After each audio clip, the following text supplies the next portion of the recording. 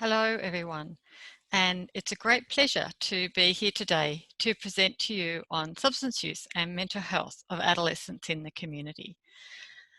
I'm coming to you from the land of the Gadigal people of the Eora Nation, which are the traditional owners of the land on which I am coming to you from Sydney, Australia. Real shame that I can't be there in person with you today, but very much looking forward to sharing with you recent research that we've been undertaking in digital responses to substance use in young people. Just to start off, and for the fun of it, I thought I'd share with you a video that we have produced from the Matilda Centre. The Matilda Centre is a research unit which I am delighted to direct at the University of Sydney. And the Matilda Centre, I'll let the staff tell you a little about what we do at the Matilda Centre.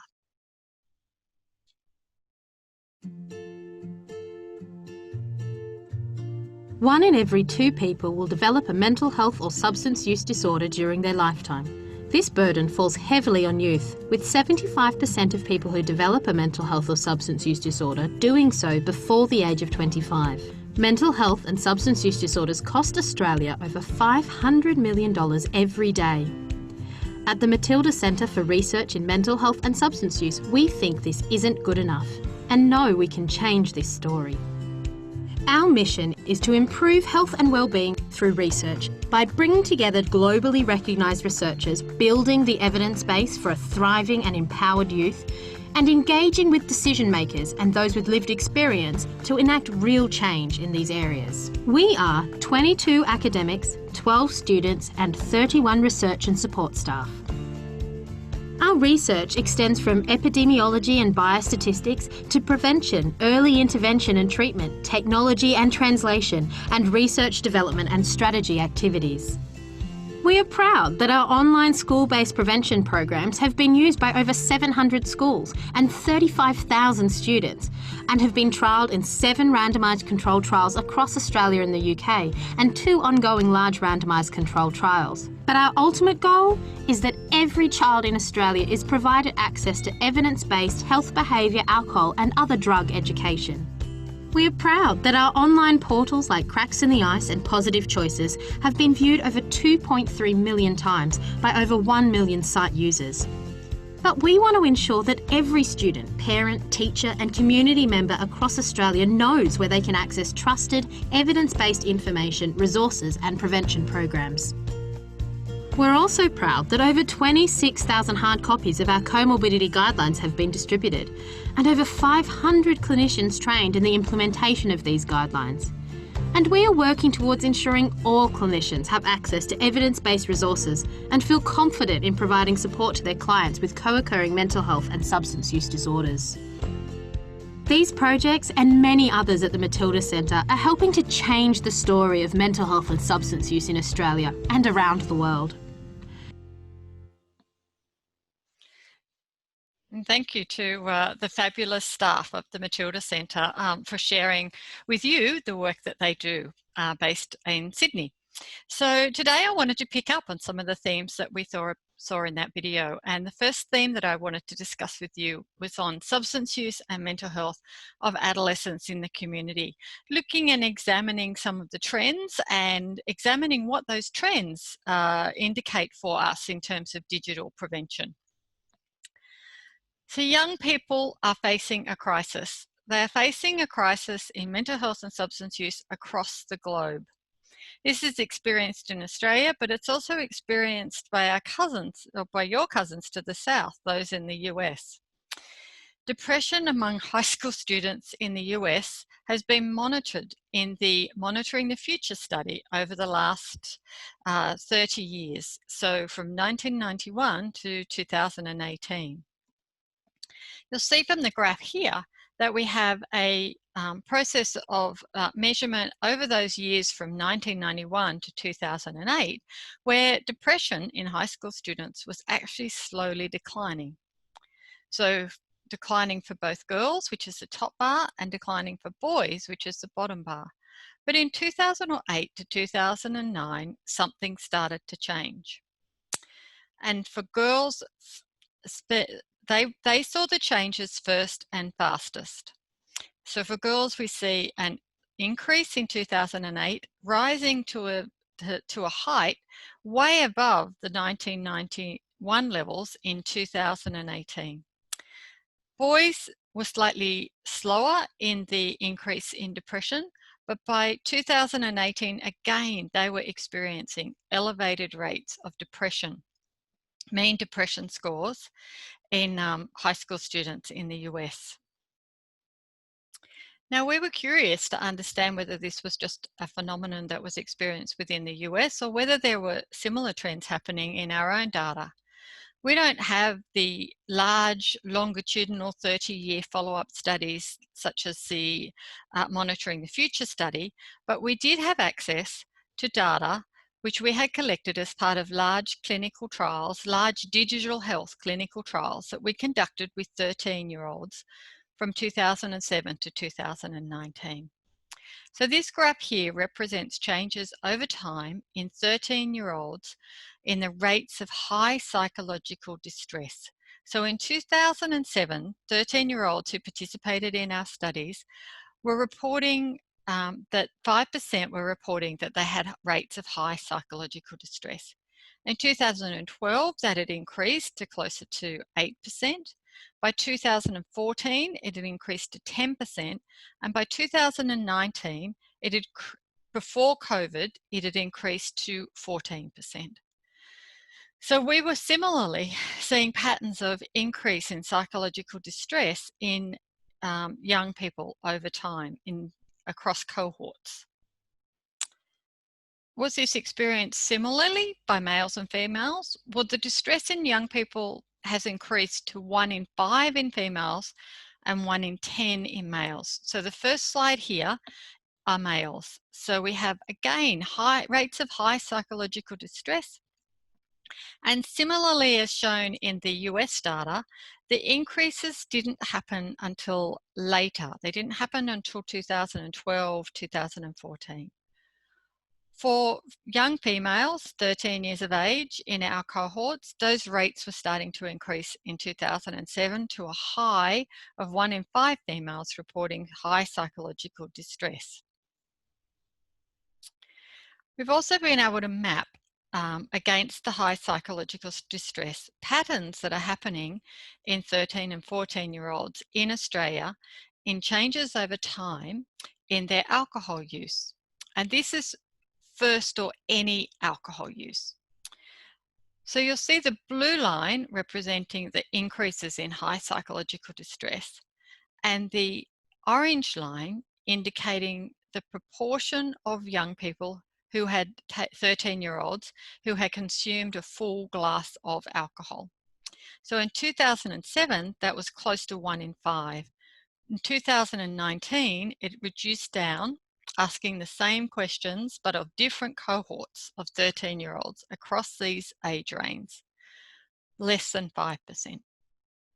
So that really low-level sipping and first full drink of alcohol is actually declining in Australian young people. The rates are declining. But the rates of risky drinking are still significant.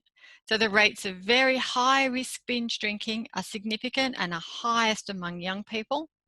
And younger people still remain more likely to be the victims of alcohol-related crime. And when I talk about very high rates of binge drinking, I need to remind you all that this is Australia, which is brought up on a very, very strong culture of drinking. That means 11 or more drinks in a sitting.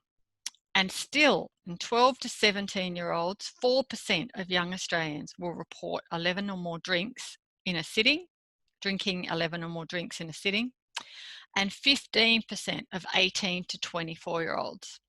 So the binge drinking culture is incredibly strong and incredibly harmful still in Australia.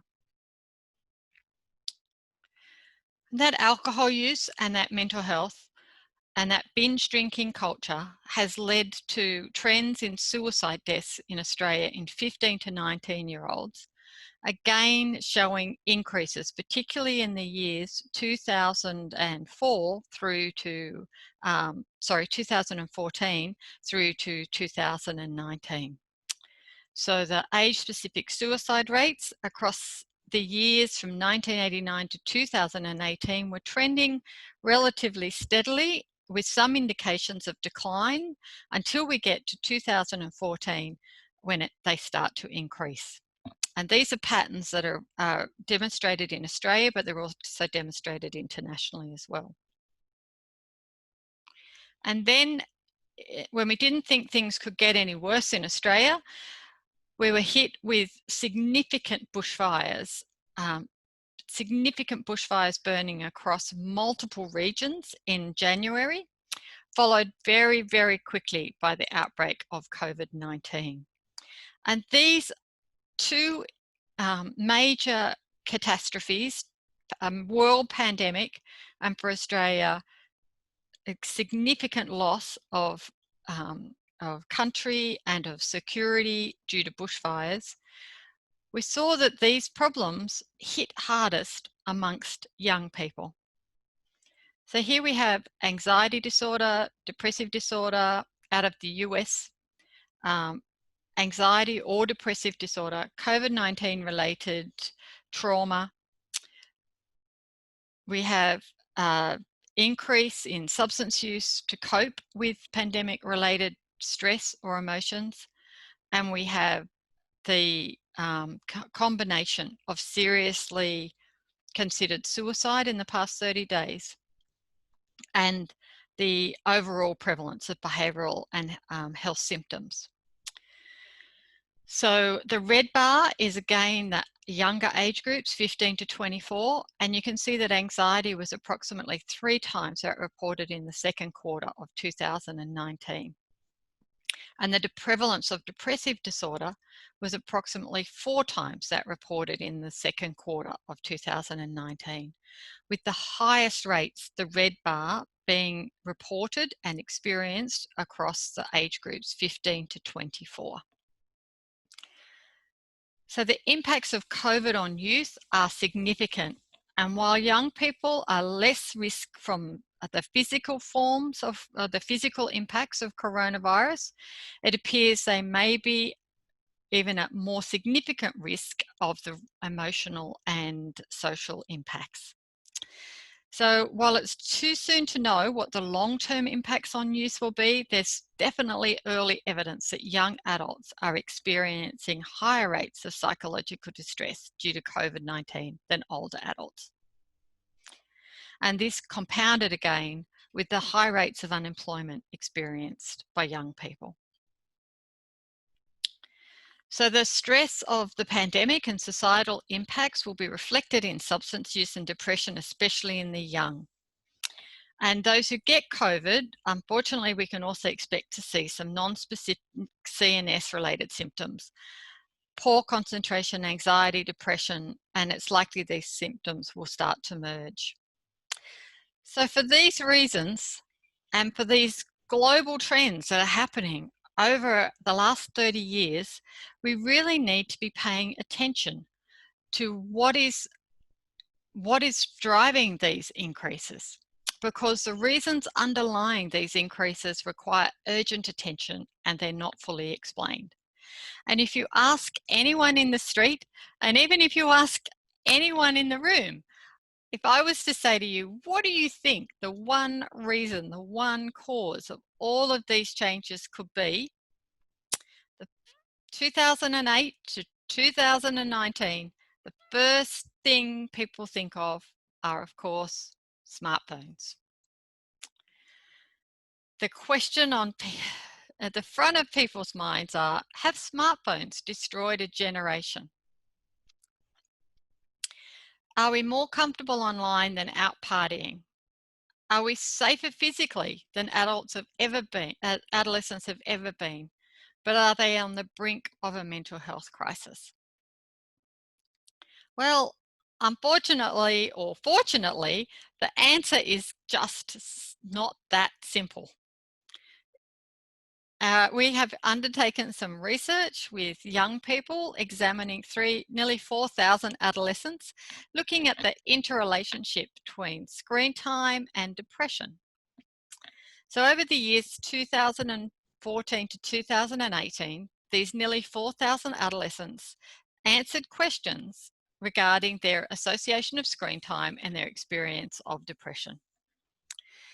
So definitely high mean levels of social media use and high mean levels of computer use were both associated with increased levels and rates of depression. But on the flip side, high mean levels of television use over 4 years was associated with less depression. And much to the joy of many of the young people who worked with us on this study, video gaming was not associated with depression. So to take the simple stand that it is social media that is the root cause of these devastating changes that are happening for young people, is to miss out on the complexity of what it is like to be an adolescent and the many impacts that are evident in a young person's life. So one of the other areas that we've been exploring is, what about changes in alcohol use and exposure? So I talked a little bit about changes in young people and their alcohol use, but they're not the only global trends that are happening for alcohol use and changes in alcohol use. And one of the largest global trends that are happening are global trends in epidemiology. And this is a study looking at birth cohort trends in the global epidemiology of alcohol use and alcohol-related harms in men and women. It has been almost a given that alcohol-related harms fall very heavily amongst men, or are felt most heavily amongst men, experienced. So we wanted to examine whether that trend is still the same in the 2000s, 2019, 2020, or whether there may be changes in the relationship between alcohol and men and women. And we wanted to answer the question, is the alcohol gender gap closing? So we examined over 80 studies, and we brought those together in a random effects meta-analysis, with each cohort having indicators of alcohol use and related harms on a combined sample of just over 4 million people. The pooled data was taken from 18 studies from 1891 through to studies that contain cohorts that were born in 2000. So these are birth cohorts born in 1891 through to birth cohorts born in 2000. And you can see here that the pooled ratio for male to female alcohol and alcohol harms declined, and declined significantly, and has remained declined, even controlling for methodological characteristics, survey design, age at time of survey, specific indicators examined, and world region. So that in 1891, the ratio of male to female alcohol and alcohol harms was 2.4. But for those cohorts born in 2000, so these are people who are now 18, and indeed those cohorts, or 20, they're now 20, sorry, and for those cohorts born in 1985, who are now closer to childbearing age, the ratio has gone down to 1.2. So while we had a gender gap many years ago, persisting through to the 60s, that gender gap is now pretty much closed. And one of the big risk factors we will now potentially see as a consequence of that gap closing is around prenatal alcohol exposure. So a follow-on question for us was those women who are now experiencing same levels of alcohol use and harm in the cohorts of childbearing age, are we also seeing an increase in prenatal alcohol exposure, potentially as a risk factor for poor outcomes in adolescence? So 1 in 2 Australian women drink at some stage during pregnancy. And for many, it's very low levels. Similar rates in the US and similar rates in the UK and similar rates in Canada. So we used the ABCD study, the largest longitudinal study of brain development in the USA, to examine the impact of alcohol exposure in utero. So this is a large study looking at psychological, behavioral, and cognitive data. And alcohol use during pregnancy was a risk factor for youth mental health problems. So there were subtle yet significant differences. So alcohol use of 1 to 2 drinks during any week in pregnancy was a risk factor for anxiety, depression, attention problems, high impulsivity, early alcohol experimentation, and altered brain structure in 9 to 10-year-olds. And when that was increased to just 3 or more drinks per occasion, this then demonstrated an addition to the above attention deficit hyperactivity disorder and oppositional defiant disorder. So these global trends and changes may potentially be and having an impact on the experiences of adolescents, 9 and 10-year-olds now. So we have multiple factors influencing and multiple changes influencing. And the final one I just wanted to raise was sleep. And hopefully this picture won't put everyone to sleep. But there have been significant trends in sleep duration among US adolescents, amongst Canadian adolescents, and amongst Australian adolescents. So that blue line at the top is getting 7 or more hours of sleep a night. And you'll see that age period and cohort effects, or the cohort effect, that in 2020, in the survey year, significantly fewer adolescents are getting 7 or more hours sleep a night than they were in the 1990s. Similarly, we see loneliness increasing and low self-esteem increasing. So sleep, again, is a significant change that's happening.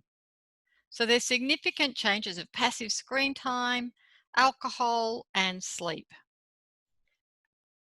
And adolescent substance use and mental health is undergoing rapid change as a result, often, of these significant population changes. And to this point, research has not identified a single uniform underlying cause. It's likely that risk factors will cluster and a broader framework for prevention and intervention may be needed. And I think that is where the opportunity of digital comes in, because digital responses provide us an opportunity to broaden. So maybe we need to think differently about adolescent substance use and mental illness prevention, and use our digital resources to cover a broader range of the potential risk factors that may be driving these societal changes. Over the last 15 years, we've been developing online digital programs that deliver cartoon-based storyboards within schools to empower students to live happier and healthier lives. Our most recent study showed that combining prevention for substance use, depression, and anxiety in adolescents in a cluster randomized control trial using a digital online intervention had significant improvement in both the delay to drinking, harms from drinking, and anxiety. So in terms of alcohol outcomes, relative to control students, our studies show that our interventions and our digital interventions have significantly lower growth over time in any drinking. But again, those programs are just focusing on one risk factor, and they're focusing on one outcome. Whereas the population data and the data I've just showed you shows that adolescents have many factors that are impacting on their lives simultaneously. So we've been working with new digital interventions, again using the storyboards and the storylines and the cartoons co-designed with young people and with schools, making them fun and engaging, but then tackling not just one risk factor or one health outcome such as alcohol, but being broader across multiple lifestyle risk behaviours. Because we know that the kids who drink are also likely to be the kids who are exceeding screen time, the kids who are likely to be having sleep problems, and the kids who do not eat enough fruit and veggies. And among young Australians, it's pretty desperate. 66% of 12 to 17-year-olds will have consumed alcohol. 95% do not eat enough fruit and veggies.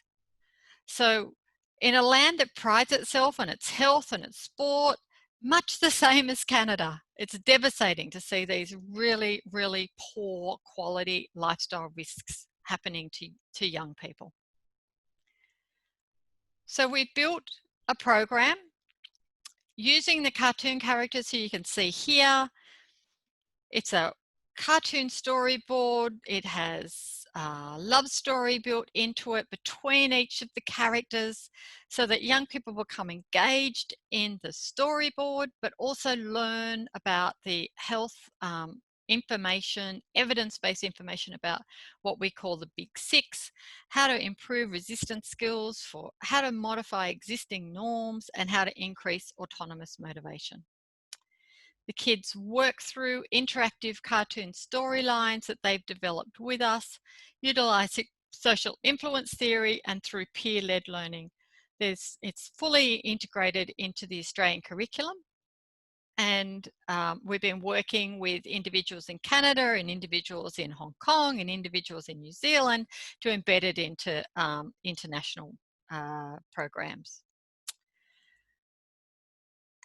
Just because the static, just presenting the cartoons isn't enough, we then move to the Health for Life smartphone app, which is available to individuals 12 and 13-year-olds, which again gives motivational quotes, tracks daily behaviours and rewards, and encourages meeting goals.